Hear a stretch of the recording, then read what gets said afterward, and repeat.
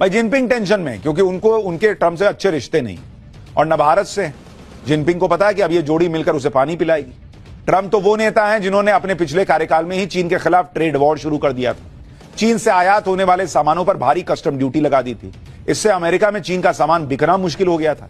चुनावी अभियान में ट्रंप चीन के सामान पर 60% टैरिफ लगाने की बात ऑलरेडी कह चुके हैं, जबकि अन्य देशों पर यह टैरिफ 10% तक रहता है। चीन के नुकसान का सीधा फायदा भारत की कंपनियों को होगा। दूसरी बात, ट्रंप सत्ता में आए तो वो टेक कंपनियों और सप्लाई चेन से जुड़ी कंपनियों को चीन से दूर कर सकते हैं। ऐसी कंपनियां चीन से दूसरे देशों में शिफ्ट हो सकती हैं जो ऑलरेडी कई हो रही हैं और वो भारत आ सकती हैं। भारत का फायदा हो सकता है, जैसे कई कंपनियां ऑलरेडी भारत आ रही हैं। यानी ट्रंप का आना भारत के लिए अच्छी खबर है। अर्थव्यवस्था के मोर्चे पर चीन पहले ही जूझ रहा है।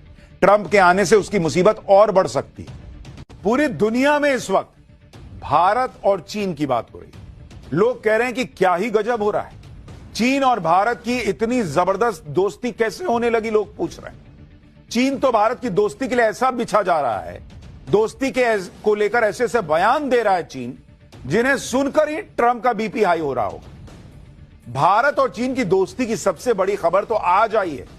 खबर यह है कि भारत और चीन के बीच बॉर्डर पर व्यापार शुरू हो सकता है। एलएसी पर टेंशन के बाद यह व्यापार ठप हो गया था।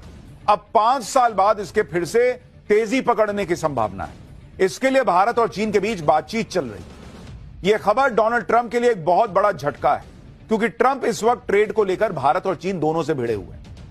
लेकिन ट्रंप को बहुत जल्दी ही समझ में आ जाएगा कि जो खेल ट्रंप ने शुरू किया उसे भारत और चीन मिलकर खत्म करने की कोशिश कर रहा है।